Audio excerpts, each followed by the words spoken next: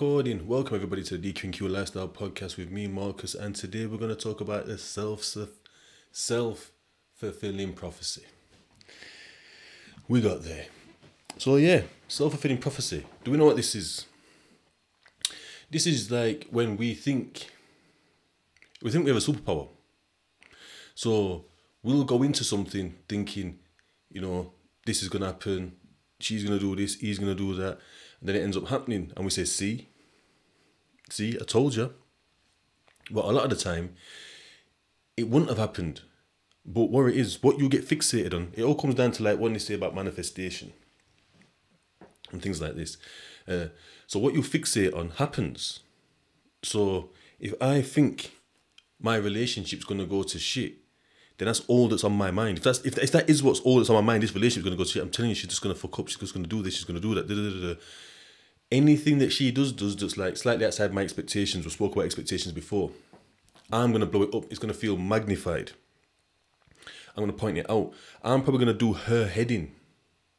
And on top of other things, this will possibly lead to her leaving. And then I'll be saying to her mate, see, I told you she was going to leave, didn't I? Or vice versa, if it's a woman with a man or whatever, it's the other way around, whatever. I'll give you an example as well, another one. So, on the TC, obviously, and a guy has been, I can't remember if it was a special. So what a special was where, obviously, we had our thoughts and feelings in the morning, and then Tuesday, Wednesday, Thursday, it was either Monday, Tuesday, Wednesday, Thursday, or Tuesday, Wednesday, Thursday, we had groups. And then on a Friday, I think on Monday and a Friday, we did agendas, but definitely on a Friday. I think it was Monday as well. And then a special, so that was like, I think like 8 till, thoughts and feelings was 8 till 10 to 9. And then it was like a 10-minute break, bathroom break. Normally we'd scramble around and grab another breakfast, toasts in, cereals getting poured, whatever, yeah? Or whatever. And then 9 o'clock till 10 would be thoughts and feelings, and then we'd all go back in your groups. So Monday, Tuesday, Wednesday, Monday to Friday was thoughts and feelings every day, 8 till 10 to 9. You'd have your little short break, and you'd either go into your groups Tuesday, Wednesday, Thursday for an hour, and then from that you'd go into the big room again. All the groups would go in, and you'd do what's something called feedback, and someone had feedback from each group, what had happened in that group. So we're all roughly aware of what's happened. Yeah. But obviously on the Monday and Friday, there wasn't feedback. It was just out. It was done. But a special was when it's outside of, it's like a special circumstance meeting. We would just call it special. I never really asked what it was actually meant for. I don't even know if anyone knew what it called, because that therapeutic community had been open for time.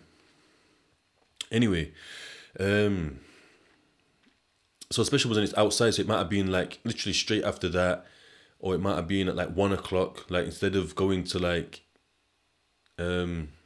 education or whatever, you've got to go to this special. Do you know what I mean? It might be at 2 o'clock, it might be whatever. It'll just be outside of the morning meetings, because after that there was no proper therapy in terms of like groups that had the counsellor or a facilitator in. You'd just be therapizing each other. Like bringing up this, like saying, oh, they were saying this to me and saying that to me. Like you go to your own kind of safety group, and depending on what your group was like some groups just pandered to each other. They'd say, nah, mate, you're not like that, mate. I don't know what they're talking about. They're fucking mad in there, this and that, da, da, da. So all these other guys from other groups that aren't under therapy would convene. And then there'd be other people like myself that are into the therapy that are convening with other guys, or meet with other guys, or had my friends were people that were into the therapy. So we still talk about it, and we did and then we even go on a mission like, yo, should we go and chat to my man? Like that he's not getting it. I mean, let's go and chat to him, and then we go therapize him. And some people appreciated it, some people didn't, and some people didn't appreciate it and then learned to appreciate it, and some people didn't appreciate it and still didn't appreciate it. Do you know what I mean? Because it's just not getting through. So John, there's a special on John for drugs, possibly again, because these guys. People are calling these guys out, or screws are like finding them in a certain way. Like obviously the Spice Man is like boom, folded up, like bent clean in half, like it's not a proper posture. And then they go away for 10 minutes, 15 minutes, an hour, come back, man still posted up in that mad posture. So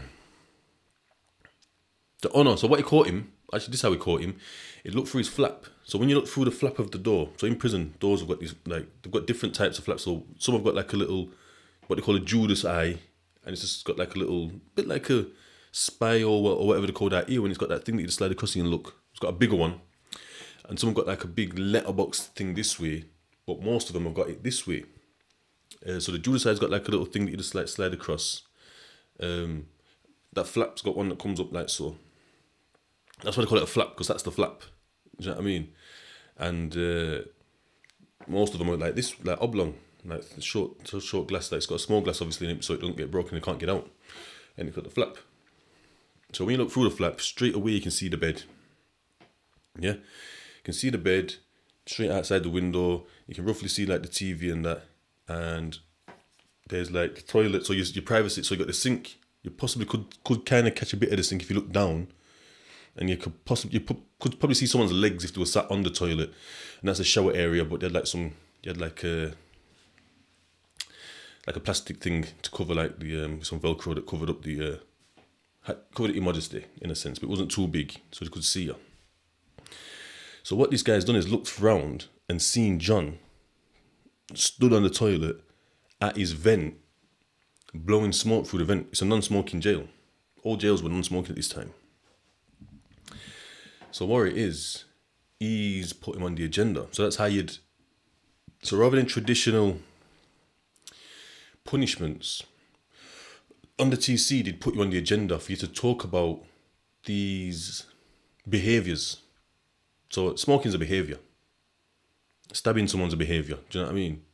The old behaviours, it's an action of the body. An action of the body is a behaviour. Do you know what I mean? Behaviour doesn't mean good or being good behaviour and bad behaviour. It's just deciding the act of the human body. Was the acts good acts like opening the door and saying please and thank you, or was the acts naughty acts like, I don't know, pushing someone over and spitting in someone's face? Do you know what I mean? Anyway, it's a bad act. So he's put him on the agenda to talk about this, but he's denying it to death. I don't know if he sprung it on him. I don't know if it was an agenda or a special or something. I don't know if I felt like it would have sprung. Like John's like, what? Like he didn't. Anyway, John's getting all theatrical. I weren't smoking. First it was I weren't smoking. Then he was. Oh, I think first he said I walked round and because they check like when you all get banged up, then they all go around and they check to make sure everyone's in the cell that they're supposed to be in, or everybody's in a cell. So I did hear about in Marshgate there was some. I don't know what they were like. I don't know because I never asked where they were from. But there was some like Filipino type guys that been locked up on. They're the people that get locked in houses. They get brought over to this country and get locked in a grow house. The whole house is just a bloody greenhouse, and they've got their little one piece of bed, and they're supposed to look after the thingy. Do you know what I mean? So in 2011, there were quite a few of these locked up at the time, and they were padded up with each other. This was like double bang up. The jail I'm on about, the TC, was all single bang up. We're all in our own cell, but a lot of jails are double bang up in that. And they're all banged up. Everyone was, oh.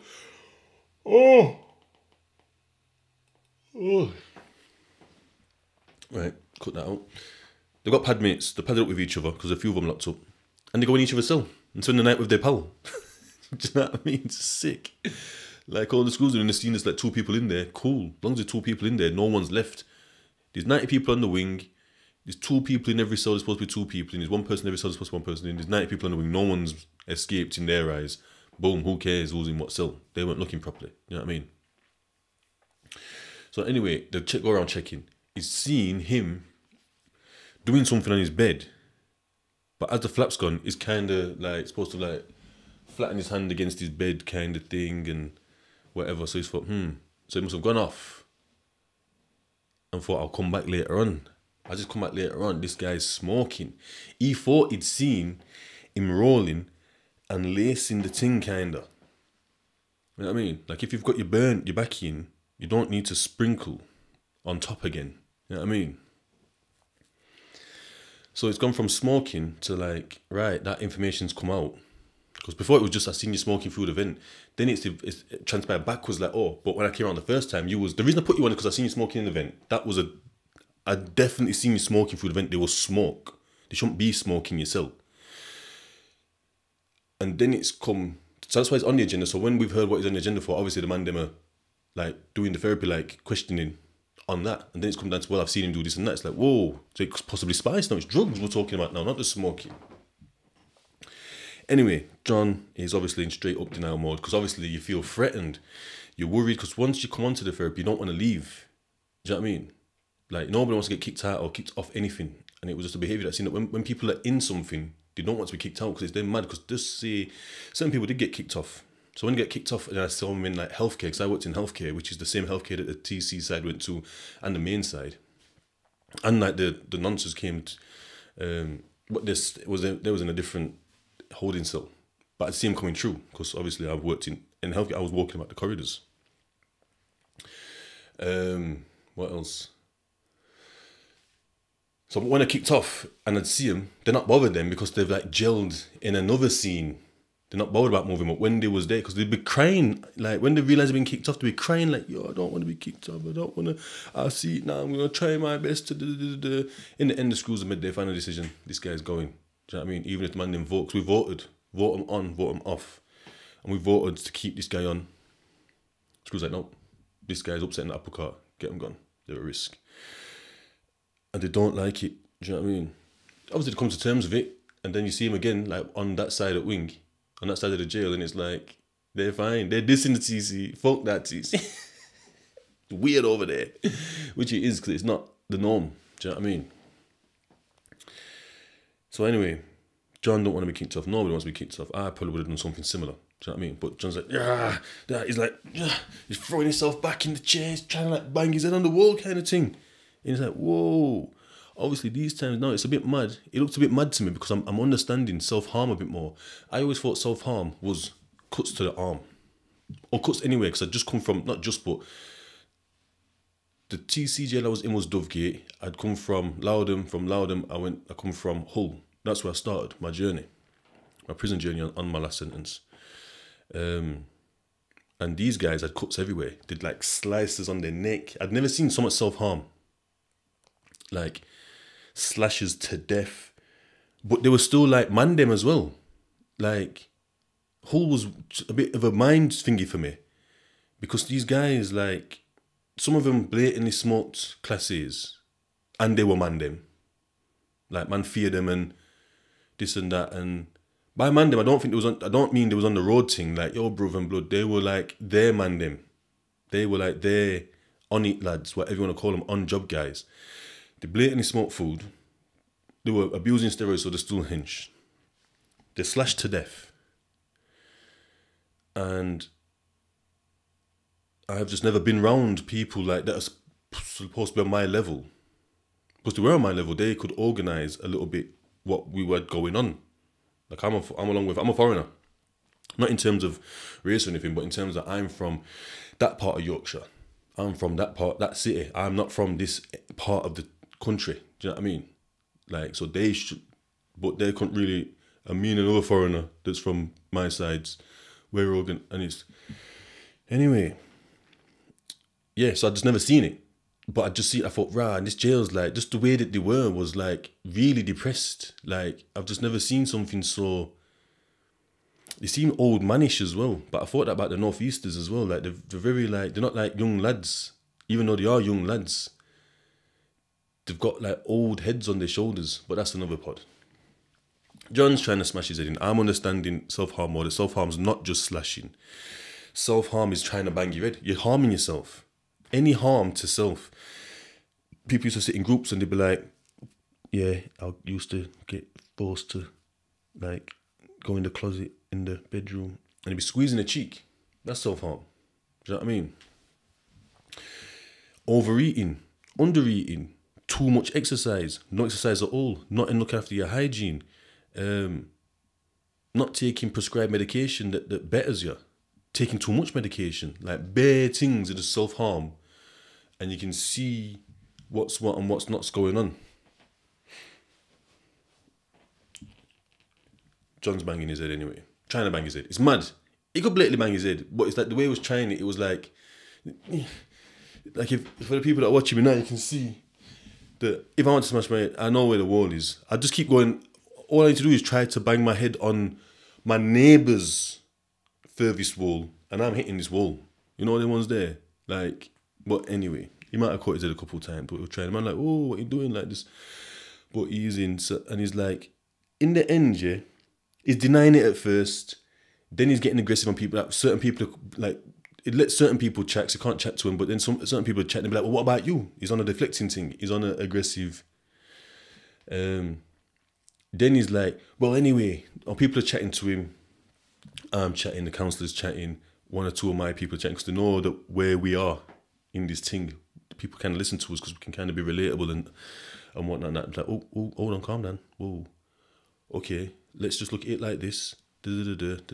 Or switch it on someone else. Like, what if someone was saying it about, and you know what I mean? You'd use other examples and whatnot. It's easier to see, just to make it easier to see. Or because I knew the people, I kind of, well, not everyone, but there's a lot of people I knew and I got to know them. So I could know what terms to put it in. Like my football guys are sticking in football terms, or fighting guys are sticking in fighting terms, or whatever. Just different terms, Bible terms, any term, Marvel terms, any term that gets them to see, you know what I mean? And I get people to do it to me. I'm like, tell me in these terms. You know what I mean? Anyway, he's then said, well, I wasn't going to be along anyway. And it's like, okay, what we're understanding here is self-fulfilling prophecy. It's not a mentally healthy way of thinking. That's another thing when I was saying about mental health, just checking that mindset. You don't need the pills, but I'm not saying that about everyone. Some people do. Do what you need to do. Do you know what I mean? I ain't telling anyone to do anything. I'm just talking about, like, if that could have been me and all I need to do is just check certain thoughts. It's not easy, but with practice it gets easier. And with practice you need to be around people that think like that, the opposite, because you're probably around people, if you can pick it out in other people, if they're doing it, you're probably doing it. Like if they're self-fulfilling prophecies. Like if I want to see a red BMW, if I'm going to buy a red BMW, my mind's geared now to see red BMWs. Anyway, long story short, the man them have got him to see what a I think it was a counsellor actually, I think it was Avril. She's got him to see, she's brought up the self-fulfilling prophecy and spelled it out for him. And it was just mad how it was like, his face is all like contorted and twisted up like, you know, like a little kid like being told off and that, like, oh, there's no left for me to do. And he's like, boom. Like, she's explained what's happened or what's happening. Explained that this isn't what it sometimes turns into, because some people, like, people use specials and agendas to attack people and use it to highlight certain things to make this person not liked because they don't like them. So then, but then people can see that as well. So people be like, whoa, why is John getting onto Steve like that? What's going on here, John? Why are you saying all that stuff for? Man, I'll get onto them then because there's something going on. So it's not just about what John's saying about Steve. It's about why is John saying it? You know what I mean? What's going on for you? Why are you feeling like that you've got to put this across? And her explaining self-fulfilling prophecy, his whole face has changed because now he's understood like what he's doing, because they've put a label on it. Like they've come with like a product almost, do you know what I mean? And said this product is this and you are producing that product. And it's like, whoa. And his behaviour from that moment going forward changed. It was incredible. He changed. He took to the therapy. He'd relate to people. It'd be like linking people in, like, yo, he'd be like, Marcus, I think you could help him with this one. Or like, so-and-so, I think you can. And he'd be like, that might happen to me. And they always bring up the headbanging thing. He'd be like, bro, I was in the same situation. If another man's getting brought in on an agenda for drugs, bear in mind, John stayed. It's a vote straight after. Is John staying? John stayed because we all seen the light bulb go off in his. And then he started asking questions. Bear in mind, a minute ago, this guy's all, victim, I'm being attacked. Hold on, don't smoke in the fucking cellar, kid. Don't use drugs in the. You know what I mean? I think they might have taken him for a drug test because they have to report it to, like, say, SIR, whatever, security incident report or whatever. Then security will come down at some point. But it's not like they're taking right there and then, do you know what I mean? It's just like, now you're on the list to get a piss test at some point. So you have to they're piss testing people all the time because they have to for like statistics sake. Do you know what I mean? I think that jail at that time had the worst. It had the worst, but didn't have the worst record.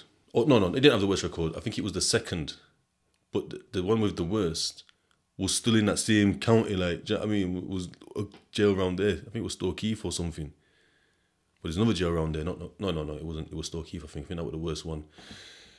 And then it was Dovegate.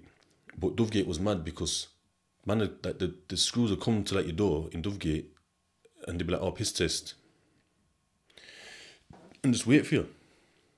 Like, normally they come get you. Don't take their eyes off you. That's it. You're coming. In Dovegate, they'd leave you. And they'd wait for like 20 minutes, half an hour, 40 minutes, an hour and a half, like hour, 2 hours. Because these guys are trying to piss out everything, drink bare water. They're watching them walk from cell to cell as they're getting pissed from somewhere. Or they just be like, shut the fuck up, fuck off, shut my door, and shut the door. Because where it is, like the incentive schemes that they do have aren't incentives enough, because there's a thriving drug market that they've created. Do you know what I mean? Because the prison's hard, because the outside is locking more and more people up. More and more people that aren't criminals are going to prison that can't handle it. They just want to escape. So there's just bare drugs to be sold. It's easy to get drugs in drones, officers, so there's just bare drugs there. And it's just, they don't need to take part in the piss test. They don't want them enhanced. They're not bothered about Cat D. Do you know what I mean? So they don't need like to do the piss test to keep them enhanced, to go to Cat D and whatever, to have this glorious record. Because they'll just earn and live nice. Do you know what I mean? Because all you need is like your luxuries in there, like in terms of like chocolate and crisps and drinks and stuff and whatever. And that's enough. That's just the basics that are enough, because you're probably just getting your dopamine off the sugar and the fucking chocolate. Do you know what I mean? But anyway, self-fulfilling prophecy. I self-fulfill bare prophecies in terms of like I said, partners, how my shutting's going, when I'm the one that's driving it downhill. I'm the one that's making it slide. Like, even like friendships, like I've got to be my bonnet about someone, so I'm allowing it to happen, rather than just say it pops up like, right, this is going to happen, but then intercepting almost your own thought patterns, like, right, boom. So that's why it's about understanding yourself, like, right, so boom, this is going to happen. So it's like, okay, what can I do to not make that happen? Or what are the regular signs that pop up? Just say one about a partner relationship. So I don't know, she's going to cheat. She's like one of these, like, I don't know, she's always on the phone and that. So now I'm like, oh, so why are you always on the phone? You're always on your phone, like, blow up, not send out for ages, like for a week I don't say nothing, because she's always on the phone all day, every day. And then in the week I'm like, it's not always have a drink, this and that. So it's like, all right, then boom. I need to either ask, not to that I do these things, but I either need to ask what you on there with, or I just need to let it be. I just not let it be, not be with her. Do you know what I mean? Like me and it, like, do you know what? It's not really working, you know. Or don't drink for it to get to the, why are you on your phone all the time, blah, blah, blah, blah, or whatever. Take the drink out. Or don't drink as much. This is just for example, like what you can do. Yeah. Just got to be aware of how you are and what you do. And then be able to see the hurdles that are going to come up that's going to make you fail this race. Do you know what I mean? It's been coming down at every hurdle. Like, how do you take those hurdles or those barriers away? Do you know what I mean? Because it's a you thing, not a them thing. Do you know what I mean? Like having a self-fulfilling prophecy mindset is not productive. It's not conducive to a healthy life. It's very negative, because you're just picking up bare negatives because you think something negative is going to happen. So you're blowing up on bare negatives. Like I said, just say someone is on the phone. They could be researching anything. They could just be scrolling through. Could just be bored. Could be chatting to a friend. They could be doing anything. But you think every time they're picking up that phone, they're chatting to another person, like another, like, you know what I mean? The relationship's basically in jeopardy in your mind. And then you're going to end the relationship, really. Whether you end it or she ends it or they end it, he ends it. Because you've made it happen. Because you've made it uncomfortable for this person to be around. Do you know what I mean? They don't want this kind of thing. So it's a you thing. So yeah, that's just a little bit on self-fulfilling prophecy. Thought I'd share the John story. And that's it. Alright. Marcus, DQQ Lifestyle Podcast.